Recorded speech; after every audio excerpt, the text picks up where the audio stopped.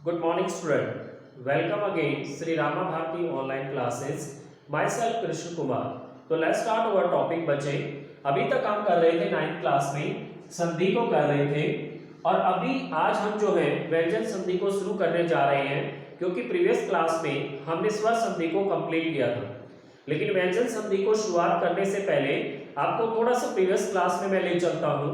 Previous class में हमने संधि को किया, संधि में स्वर संधि को किया और हमने स्वर संधि के पांचों भेद हमने किए। मैं एक बार आपको पांचों भेद रिमेंबर करवा रहा हूं। हमने फर्स्ट भेद किया दीर्घ संधि, हमने किया गुण संधि, वृद्धि संधि, यण संधि और अयादि संधि। हमने 5 संधि को किया और उसके बाद अब हमारी संधि स्टार्ट हो जाती है व्यंजन संधि। तो आज हम अपनी क्लास में व्यंजन संधि करने जा रहे हैं। अब व्यंजन संधि को मैं कंटिन्यू करूं बेटा, उससे पहले मैं ये बताना जरूरी समझता हूं कि व्यंजन संधि में हमें किस तरीके से हम व्यंजन संधि को बना सकते हैं। तो व्यंजन संधि को बनाने के लिए हमारे पास जैसे 2 शब्द हैं, प्रथम शब्द और द्वितीय शब्द। इन दोनों शब्दों को जब हम जोड़ें तो देखो व्यंजन संधि के लिए क्या क्या होना चाहिए।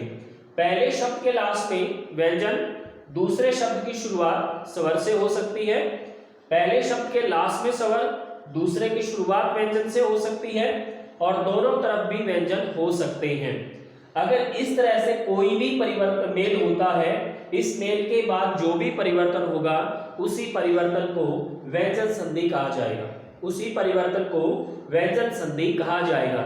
यानी कि व्यंजन संधि की डेफिनेशन में भी मैंने आपको बताया था कि व्यंजन संधि 3 प्रकार से बन सकती है, जब स्वर व्यंजन के मेल या व्यंजन स्वर का मेल या दोनों तरफ ही व्यंजन। इस तरीके से जो भी मेल होने के बाद जो भी परिवर्तन होगा उस परिवर्तन का नाम ही व्यंजन संधि कहलाएगा।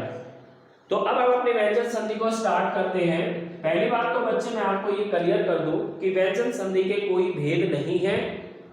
व्यंजन संधि में सिर्फ नियम है कि किस किस तरीके से वर्णों का मेल होता है और उनका मेल होने के बाद क्या क्या परिवर्तन व्यंजन संधि में हमें देखने को मिलता है। तो आज हम अपना फर्स्ट नियम कर रहे हैं। पहले नियम के अनुसार हम 2 शब्दों को जोड़ रहे हैं।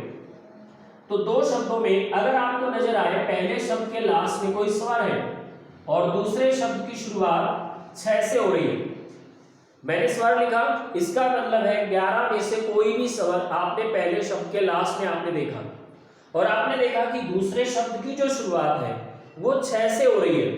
तो आपको बच्चे क्या करना है, जब आप इन दोनों शब्दों को जोड़ो तो जो स्वर लास्ट में है और जो 6 पहले शब्द की शुरुआत में है, दूसरे शब्द की शुरुआत में, इन दोनों के बीच में आपने अपनी तरफ से च लगा देना है।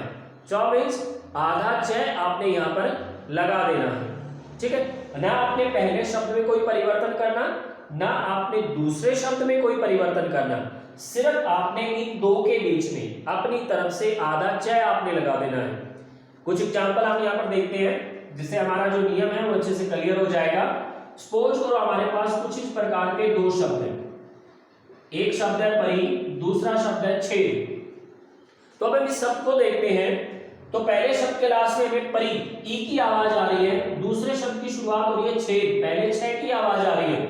इट मींस हमारा ये रूल बन गया कि स्वर दूसरी तरफ छ तो हम अपनी तरफ से क्या लगाएंगे, आधा च लगा देंगे। अब अगर इस शब्द में मैं आधा च लगाऊंगा तो आई थिंक ये शब्द बन जाएगा परिच्छेद। ये शब्द बन गया परिच्छेद। इस तरीके से आपने आधा च लगाना है।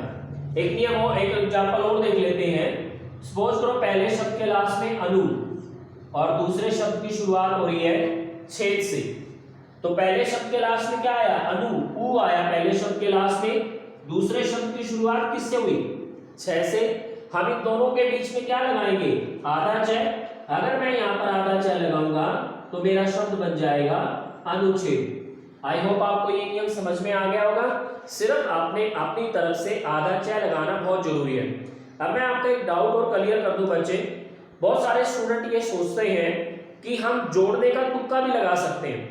आई होप कुछ शब्दों में तुक्का लग जाता है, लेकिन बच्चे आपके साथ प्रॉब्लम ये होने वाली है कि जब हमारा फाइनल एग्जाम होता है तो उस फाइनल एग्जाम में कुछ इस प्रकार का क्वेश्चन पूछ लिया जाता है कि ये जो परिच्छेद है ये किस संधि का उदाहरण है।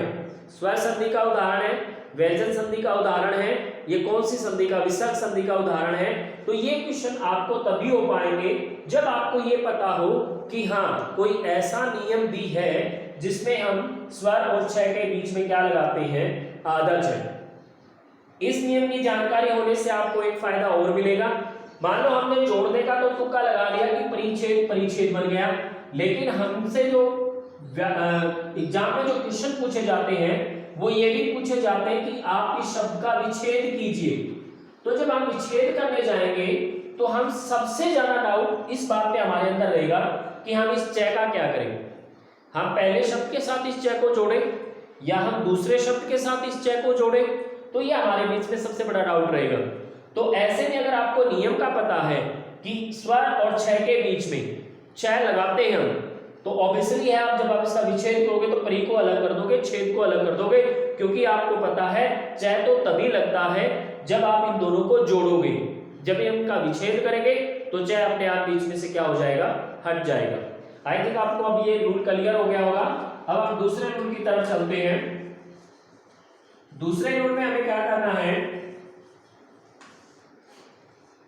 दूसरे रूल को मैं नाम देता हूं तय संबंधी नियम। संबंधी नियम, तय से संबंधित नियम। अब तय संबंधी नियम का मतलब यह है कि इसमें जितने भी आप परिवर्तन देखोगे वो सारे परिवर्तन तय से संबंधित होंगे, वो सारे नियम तय से संबंधित होंगे। अब देखो इस चीज का बच्चे आपको बहुत ज्यादा ध्यान रखना है। मैंने जब संधि की शुरुआत की थी तब भी आप लोगों को बताया था कि आपने व्यंजन के नीचे हलंत का बहुत ज्यादा ध्यान रखना है। इससे देखो क्या अंतर आ सकता है, पहले शब्द के लास्ट में ये और पहले शब्द के लास्ट में ये, इससे शब्द की बनावट पर जमीन और आसमान का अंतर आ सकता है। अगर हम इसको लेकर संधि कर रहे हैं तो इसका मतलब होता है बेटा ए प्लस तय प्लस ए। तो इसका मतलब है हम दूसरे शब्द को किससे जोड़ रहे हैं, स्वर से जोड़ रहे हैं। लेकिन अगर लगा हुआ है हलंत तो इसका मतलब ये है कि हम दूसरे शब्द को किससे जोड़ रहे हैं, एक व्यंजन से जोड़ रहे हैं। तो हलंत का यहाँ पर बहुत ज्यादा ध्यान रखना है। हलंत मींस यहाँ पर स्वर नहीं है लास्ट में, और हलंत नहीं है इट मींस इस शब्द के लास्ट में स्वर है लास्ट में। तो आप इस प्रकार से इस चीज का ध्यान रखोगे। अब तय संबंधी नियम है तो इसका मतलब आपको इस संधि में क्या करना है बेटा, आपको इस संधि में सिर्फ और सिर्फ तय को बदलना है। सिर्फ और सिर्फ आपने त में परिवर्तन करना है, ना त से पहले शब्द में कोई परिवर्तन करना, न त के बाद दूसरे शब्द में कोई परिवर्तन करना। जो भी परिवर्तन यहाँ पर होगा वो कहां पर होगा, सिर्फ और सिर्फ त के साथ होगा। देखिए कुछ चीज देखते हैं हम।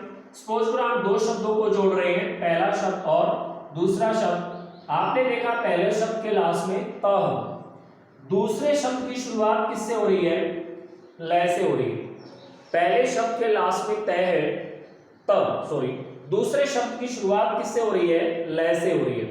तो जब आप इस शब्द को जोड़ो तो आपने क्या करना है बेटा, इस तय की जगह पर आपने अपनी तरफ से मींस आप इस तय को हटा दोगे और इसकी जगह आप आधा लय लगा दोगे। तय अपने आप में आधा है, ऑब्वियसली लय क्या होगा, आधा होगा। कब होगा ये, जब आप पहले शब्द के लास्ट में, सपोज करो ये एग्जांपल है, ग्रामर को जितना ज्यादा उदाहरणों से समझा जाए उतना बेटर होता है। ये बोलने में और सुनने में शायद ये चीज समझ में ना आए, लेकिन यहाँ पर ये चीज बहुत अच्छे से समझ में आ जाएगी। अब मैं इस एग्जांपल में देखता हूं, मैंने देखा ये मेरा पहला शब्द है, ये मेरा दूसरा शब्द है। पहले शब्द के लास्ट में यहाँ पर क्या आ रहा है, त, और दूसरे शब्द की शुरुआत किससे हो रही है, ल से। ये चीज आ गई हमारे सामने। अब मुझे काम क्या करना है, सिर्फ अपने त को किस में बदल देना है, ल में, और कोई परिवर्तन मैं शब्द के अंदर नहीं करने वाला। मेरा शब्द क्या हो गया, उल्लास। मेरा शब्द क्या हो गया, उल्लास। सिर्फ परिवर्तन क्या हुआ, एकमात्र परिवर्तन हुआ, ता की जगह क्या आ गया, ल आ गया। तो ये परिवर्तन होगा। दूसरा परिवर्तन इसमें क्या होगा, दूसरा परिवर्तन देखते हैं हम। मान लो पहले शब्द के लास्ट में त है और दूसरे शब्द की शुरुआत जो है ज या झ से हो रही है। पहले शब्द के लास्ट में त और दूसरे शब्द की शुरुआत हो रही है ज या झ से। तो आपने क्या काम करना है बेटा, वही सेम चीज आपने इस तय को आधे ज में चेंज कर देना है। आपने इस तय को आधे ज में चेंज कर देना है। अब हम इससे उदाहरण देखते हैं। सपोज करो आपके पास शब्द है उत प्लस जबल। अब मैंने देखा मेरे पहले शब्द के लास्ट में क्या है तो, दूसरे शब्द की शुरुआत किससे हो रही है ज से, तो मैं अपने तय को भी किस में बदल दूंगा ज में बदल दूंगा। इस प्रकार से ये शब्द क्या हो जाएगा, ये शब्द हो जाएगा उज्ज्वल। ठीक है, ये शब्द हो जाएगा उज्ज्वल। तो सिर्फ और सिर्फ, हाँ ये जरूरी नहीं है कि सिर्फ जय ही हो, अगर जय भी होगा तो भी तय किसमें चेंज होगा जय में ही होगा। तय के बाद जब जब जय होगा तब तो तय जय में बदलेगा ही बदलेगा, अगर जय भी है तो भी तय किस में बदलेगा आधे जय में बदलेगा। दो नियम मैंने किए तय से संबंधित, तय से रिलेटेड एक दो नियम और भी हैं, अभी हम तय संबंधी नियम ही करेंगे। सपोज करो पहले शब्द के लास्ट में त है और दूसरे शब्द की शुरुआत हो रही है च या छ से। आपने देखा पहले शब्द के लास्ट में त है और दूसरे शब्द की शुरुआत जो है च या छ से हो रही है, तो उस केस में हम क्या करेंगे बेटा, अपने त को भी किस में बदल देंगे आधे च में। अपने तय को हम किस में बदल देंगे आधे च में। कब, जब आपने देखा त के बाद या तो च आ रहा है या फिर क्या आ रहा है छ आ रहा है, उस केस में। सपोज करो हमारे पास एग्जांपल है उत प्लस चारण। मैंने देखा मेरे पहले शब्द के लास्ट में क्या है तो, मैंने देखा दूसरे शब्द की शुरुआत किससे हो रही है च से, तो मैं तय को भी किस में चेंज कर दूंगा आधे च में। मेरा शब्द क्या हो जाएगा उच्चारण। छ होगा तब भी सेम चीज रहेगी। मान लो शब्द है उत प्लस छवास, तो ये शब्द क्या हो जाएगा त यहाँ किस में चेंज हो जाएगा आधे च में, वर्ड हो जाएगा उच्छ्वास। तो ये शब्द आपने परिवर्तन त संबंधी नियम में करना है। तय संबंधी नियम से एक और परिवर्तन आपके यहाँ होने वाला है।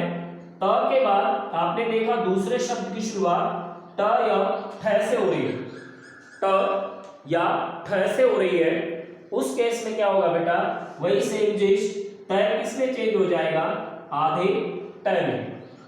ठीक है, पहले शब्द का अंत हुआ त से, दूसरे शब्द की शुरुआत हुई ट या ठ से, तो उस केस में आप क्या करोगे तय को भी आधे ट में चेंज कर दोगे। सपोज करो एग्जांपल है हमारे पास तक प्लस टीका। आपने देखा पहले शब्द की शुरुआत किससे हो रही है त से, आपने देखा दूसरे शब्द की शुरुआत किससे हो रही है, सॉरी पहले शब्द का अंत किससे हो रहा है त से, दूसरे शब्द की शुरुआत किससे हो रही है ट से। आप अपने तय को भी किस में चेंज कर दोगे आधे ट में। जब हम इस शब्द को लिखेंगे तो तट्टी का शब्द बन जाएगा। ये आधा ट ऊपर वाला है, पूरा ट नीचे वाला है। तो ये त संबंधी नियम हमारा पूरा हो गया। आज हमने किया व्यंजन संधि के अंदर छ संबंधी नियम किया कि जब जब स्वर के बाद छ आएगा आप स्वर और छ के बीच में अपनी तरफ से आधा च लगा दोगे। दूसरा नियम हमने त संबंधी नियम किया। त संबंधी नियम में त के बाद अगर लय आएगा तो तय भी आधा लय, तय के बाद अगर जय या झ आएगा तो तय आधा जय, अगर तय के बाद च या छ आएगा तो तय आधा च, और अगर तय के बाद ट या ठ आएगा तो तय किसमें चेंज हो जाएगा आधे ट में चेंज हो जाएगा। आई होप आपको क्लास में समझ में आ गया होगा। व्यंजन संधि के लिए मिलते हैं नेक्स्ट क्लास में, तब तक good bye, God bless you.